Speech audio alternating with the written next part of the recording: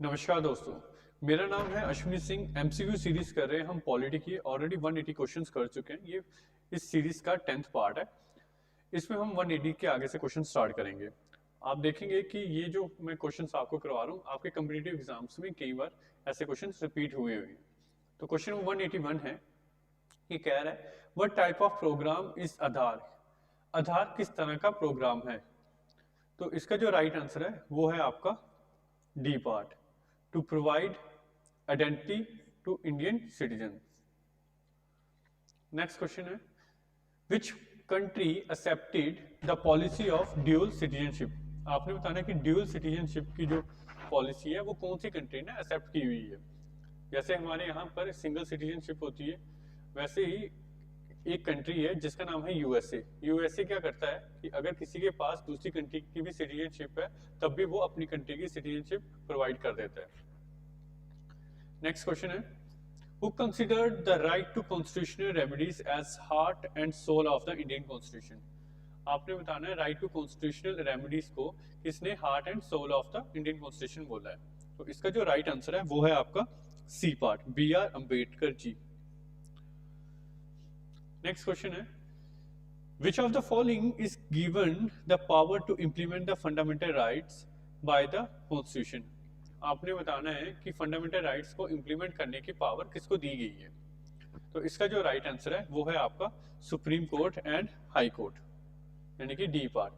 Supreme court writ issue करता है किसके अंदर, आर्टिकल 32 के अंदर, और हाई कोर्ट करता है 226 के अंदर। नेक्स्ट क्वेश्चन है which of the following articles of the Indian constitution guarantees freedom to press. जो फ्रीडम टू प्रेस है ये आपको किस आर्टिकल में गारंटी दी गई है। तो इसका जो राइट आंसर है वो है आपका आर्टिकल 19। नेक्स्ट क्वेश्चन है right to property is a. आपने बताना है जो राइट टू प्रॉपर्टी है वो क्या है, लीगल राइट है, फंडामेंटल राइट है, मॉरल राइट है, या नन ऑफ दिस है। तो इसका जो राइट आंसर है वो है आपका A part, legal right. Next question है equal pay for equal work has been ensured in the Indian constitution as one of the. आपने बताना है जो इक्वल पे और इक्वल वर्क के लिए ये इंडियन कॉन्स्टिट्यूशन में कहां पर लाया करता है।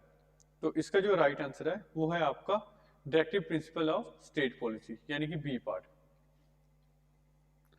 Who said directive principle of state policy is a cheque which is paid on banks convenience. आपने बताना है कि ये किसने बोला हुआ है। तो इसका जो राइट आंसर है वो है आपका A part, B R Ambedkar ji.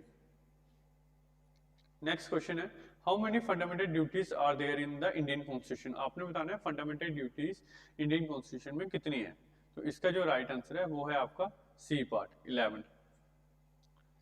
Next question है in which year fundamental duties of citizens were introduced by the 42nd amendment. आपने बताना है कि फंडामेंटल ड्यूटीज को कब हमने इंट्रोड्यूस किया था। तो इसका जो राइट आंसर है वो है आपका 42nd अमेंडमेंट 1976। नेक्स्ट क्वेश्चन है how many times the president of India can seek re election to his post. कह रहा है कि कितनी बारी प्रेसिडेंट अपने री इलेक्शन के लिए खड़ा हो सकता है। मतलब एक बार उसका 5 साल का टर्म हो जाता है, फिर उसके बाद फिर से कितनी बारी वो ऐसे इलेक्शन के लिए खड़ा हो सकता है। तो इसका जो राइट आंसर है वो है any number of times.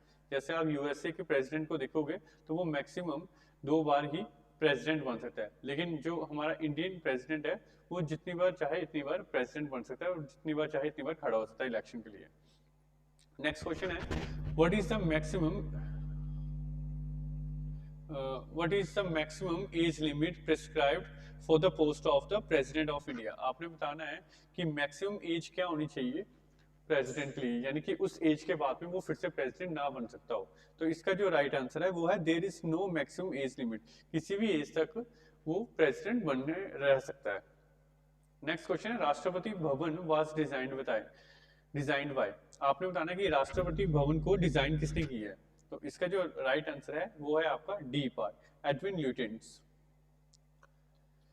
Next question है a presidential ordinance can remain in force. आपने बताना है कि अगर पार्लियामेंट सेशन में नहीं है, यानी कि उस टाइम पे लोकसभा राज्यसभा नहीं है, राज्यसभा तो हालांकि होती है लेकिन लोकसभा नहीं है, तो उस टाइम पर अगर कोई लॉ बना देता है प्रेसिडेंट, तो आपने बताना है कि वो कितनी देर तक बना रहेगा। तो उसका जो राइट आंसर है वो है आपका बी पार्ट, 6 मंथ्स के लिए।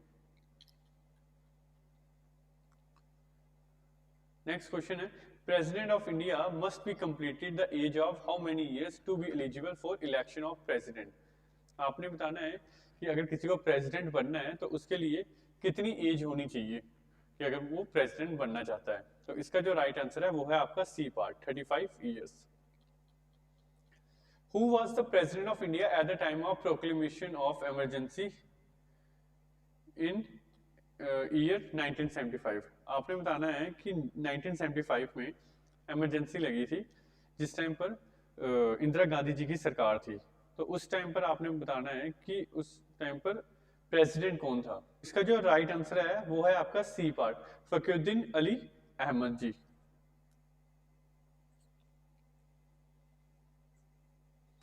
नेक्स्ट क्वेश्चन है, in India the president is elected by. आपने बताना है इंडिया में प्रेसिडेंट जो इलेक्ट होता है वो कैसे होता है। तो इसका जो राइट आंसर है वो है आपका B part, single transferable vote.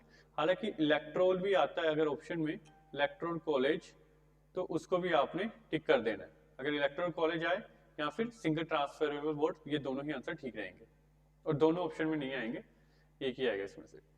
Next question है, Who among the following presidents held office for 2 consecutive terms? आपने बताना है कि इनमें से कौन सा ऐसा प्रेसिडेंट है जो लगातार 2 बार प्रेसिडेंट बना। तो इसका जो राइट आंसर है वो है आपका डॉक्टर राजेंद्र प्रसाद जी, यानी ए पार्ट। नेक्स्ट क्वेश्चन है, the vacancy of the office of the president of India must be filled up with in. आपने बताना है अगर प्रेसिडेंट की वैकेंसी खाली पड़ी हुई है तो उसको कितनी देर में फिल करना जरूरी है। तो इसका जो राइट आंसर है वो है आपका बी पार्ट, 6 मंथ्स। 6 मंथ्स के अंदर अंदर प्रेसिडेंट के इलेक्शन हो जाने चाहिए और इस वैकेंसी को फिल कर देना है। नेक्स्ट क्वेश्चन है, the vice president is the ex officio chairman of.